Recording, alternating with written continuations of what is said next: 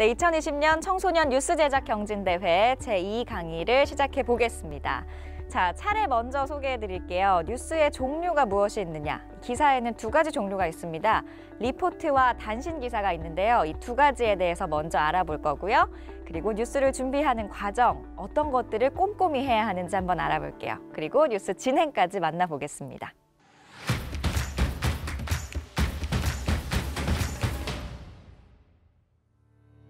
자, 뉴스의 종류에는 앞서 리포트와 단신이 있다고 소개를 해드렸습니다. 리포트 무엇이냐? 먼저 영상으로 한번 보겠습니다. 일제가 강탈해간 대표 문화재가 이른바 오구라 컬렉션입니다. TJB가 보도한 백제 3대 미소불 중 하나인 백제 반가사유상을 비롯해 국보급, 보물급 유물들이 많은데 이제는 충청으로 돌려줘야 한다는 목소리가 커지고 있습니다. 당초 개인 소유라는 이유로 반환을 거부했지만 개인이 아닌 도쿄 국립박물관에 소장된 사실이 확인된 만큼 국제관례상 돌려줘야 할 이유가 뚜렷하다는 겁니다. 서울방송센터 김성민 기자입니다. 일제 강점기 때 오구라가 공주에서 가져간 유물은 백제 3대 미소불로 불리는 백제 반가사유상뿐만이 아니었습니다. 일본 정부가 지난 2011년에 조선 왕실 의궤를 반환한 사례도 있어 오구라 컬렉션 반환의 당위성이 더욱 커지고 있습니다. TJB 김성민입니다.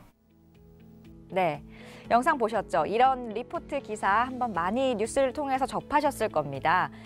리포트라 함은 기자와 또 촬영 감독님이 직접 현장에 나가서 취재한 기사가 영상의 형태로 만들어진 제작물을 말합니다. 그래서 제가 이제 뉴스에서 앵커 멘트를 할 때 어떠어떠한 내용입니다. 김현지 기자가 보도합니다. 이렇게 소개를 하죠. 서울방송센터 김성민 기자입니다. 류재일 기자가 보도합니다. 최은호 기자가 알려드립니다. 그리고 단신이라고 하면 이런 겁니다. 한번 영상으로 먼저 만나볼게요. 충남 서해안 대규모 간척지가 첨단 농업과 자동차 산업의 거점으로 활용됩니다. 태안군은 염해 피해로 벼농사를 짓기 어려운 이원 간척지 일부를 스마트팜과 식품 제조 가공시설 등을 갖춘 미래형 혁신 농업밸리로 조성하고 천수만 간척지 B지구에는 드론스쿨 등 무인 이동차 랜드를 조성하기 위해 행정 절차를 진행 중입니다. 네, 단신 기사 또한 뉴스를 통해 많이 접하신 적 있죠? 단신은요, 처음부터 끝까지 그 글의 형태를 취하는 기사를 제가 앵커 멘트를 통해서 소개하는, 여러분에게 전달해드리는 그런 형태를 취합니다. 차이가 있다면 어떤 차이가 있냐? 리포트는 함축적인 메시지를 담아야 합니다. 이 핵심은 기자가 영상 그 취재물을 통해서 소개하기 때문에 이러이러한 기사가 있습니다라고 전달해주는, 아주 간략하게 전달해주는 게 포인트입니다. 그렇기 때문에 기사 내용에 따라서 약간의 감정을 실어도 되고요. 말하듯이 자연스럽게 대화하듯이 하는 게 중요합니다. 하지만 단신은요, 풀어서 기사를 설명하는 거기 때문에 담백하고 깔끔하게 육하 원칙에 의해서 여러분들이 잘 알아들으실 수 있도록 전하는 게 포인트입니다. 자, 그렇다면 제가 뉴스를 실제로 어떻게 진행하는지 한번 알려드릴게요. 첫 번째, 뉴스 내용의 이해, 가장 먼저 이뤄져야 할 포인트입니다. 충분한 숙지를 하고 이해를 해야 합니다. 내가 잘 알고 말해야 듣는 상대방도 잘 들을 수가 있습니다. 두 번째, 올바른 발음을 표시해야 합니다. 우리말에는 그런 것들이 참 많아요. 발음은 같은데 뜻이 다른 언어들, 이걸 동음이의어라고 하죠. 예시를 한번 들어보겠습니다. 감사라는 단어가 있어요. 흔히 고마움을 나타내는 단어 있죠? 그 감사도 있고요. 단체의 서무를 맡아보는 직책을 일컫는 감사라는 단어가 있습니다. 어때요? 발음은 똑같은데 뜻이 다르죠? 그런데 여기서 주의해야 할게요. 고마움을 나타내는 감사를 말할 때는 감사, 이렇게 감을 길게 발음을 해야 합니다. 그럼 반면 단체의 서무를 맡아보는 직책을 말할 때는 감사, 짧게 말합니다. 이 차이가 있기 때문에 여러분들이 내용을 파악하신 후에 차이점을 두고 어떤 단어를 길게 발음해야 하고 어떤 단어를 짧게 발음해야 하는지 원고에 꼭 표시를 하는 게 중요합니다. 자, 그리고 세 번째, 원고를 받았을 때 띄어읽기를 표시하는 게 가장 중요합니다. 이 끊어읽기를 잘못하면요, 언어의 의미가 완전히 달라집니다. 예시 하나 같이 볼게요. 고속버스가 중앙선을 침범해 마주오던 승용차를 들이받았다. 그리고 두 번째 예시 가볼게요. 고속버스가 중앙선을 침범해 마주오던 승용차를 들이받았다. 첫 번째 읽었던 거는 고속버스가 중앙선을 침범한 거죠. 그러니까 중앙선을 침범한 주체가 고속버스여서 마주오던 승용차를 들이받은 거고요. 두 번째는 고속버스가 중앙선을 침범해서 저기서 마주오던 승용차를 들이받은 겁니다. 그러니까 주체가 완전히 달라지는 거예요. 이 차이를 확실하게 끊어읽기를 하지 않으면 의미가 불명확해질 수 있기 때문에 끊어읽기를 잘하는 것이 중요합니다. 자, 다음은 강조입니다. 그 기사마다 중요한 핵심 단어, 핵심 문장이 있을 텐데요. 동그라미를 쳐서 연습을 해서 강조하는 연습을 하는 게 중요하고요. 또 하나의 방법은 속도를 조절해서 말을 강조하는 겁니다. 강조하고 싶은 단어 앞에서 살짝 쉬어간다거나 호흡을 섞어주면 그 뒷 단어가 더 강조되는 그런 포인트가 있다는 거 여러분들이 아주 좋은 팁으로 기억해 두셔도 좋을 것 같습니다. 자, 다섯 번째는 억약입니다. 뉴스는 그냥 로봇처럼 담담하고 톤을 낮춰서 말하면 돼.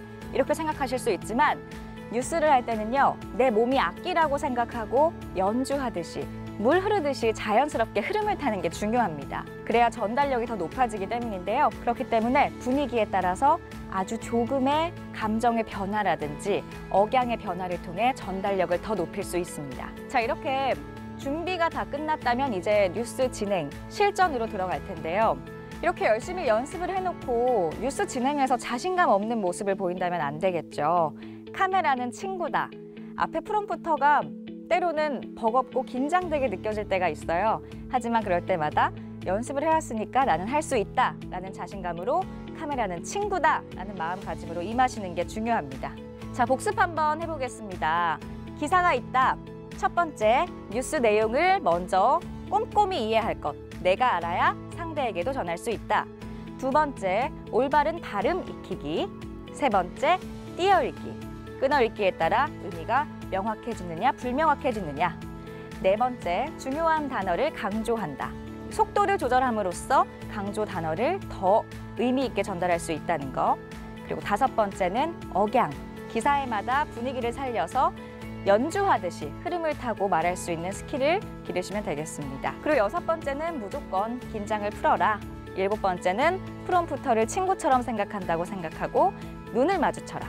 그리고 여덟 번째는 자신감을 갖자. 자, 이것으로 두 번째 뉴스 과정과 또 진행까지 한번 알아봤고요. 이제는 여러분들께서 궁금해하시는 점들이 좀 있을 것 같아요. 아나운서가 되려면 무엇을 준비해야 할까요? 저 같은 경우는 신, 언, 서판, 그리고 매력. 먼저 신, 이건 몸신, 이 몸을 말하는 건데요. 첫 번째로 단정한 매무새를 갖춰야 합니다. 만약에 머리가 흐트러져 있고 옷이 너무 화려해요. 그러면 뉴스를 볼 때 내용이 들리는 게 아니라 그 사람의 외모가 먼저 들어오겠죠. 그렇기 때문에 항상 깔끔하고 세련된 모습을 유지해야 소리도 잘 들리고 깔끔한 인상을 줄 수 있다는 거. 몸을 가꾸는 게 중요하고요. 그리고 두 번째는 언어입니다. 아무래도 아나운서는 표준어를 사용해야 하고 또 정제된 우리말을 전달해야 하는 그런 책임감이 있기 때문에 올바른 언어를 사용하는 게 중요합니다. 그리고 서는 글서. 때로 방송을 진행하다 보면 아나운서가 직접 원고를 써야 하는 순간이 오고요. 기사를 다듬어야 하는 순간이 옵니다. 그리고 프로그램에 오프닝과 클로징을 써야 하는 때가 종종 오기도 합니다.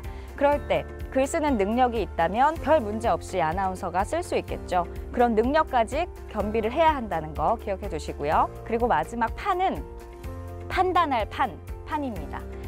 사실 생방송이 굉장히 많습니다. 생방송이 많다는 것은 언제 어디서 어떤 방송사고가 일어날지 모르고 그리고 또 어떻게 방송이 바뀔지를 몰라요. 매번 변화하는 상황에서 순발력 있게 당황하지 않고 재밌게 풀어갈 수 있는 그런 능력을 겸비하는 게 중요합니다. 그리고 마지막에는 제가 매력을 써놨죠.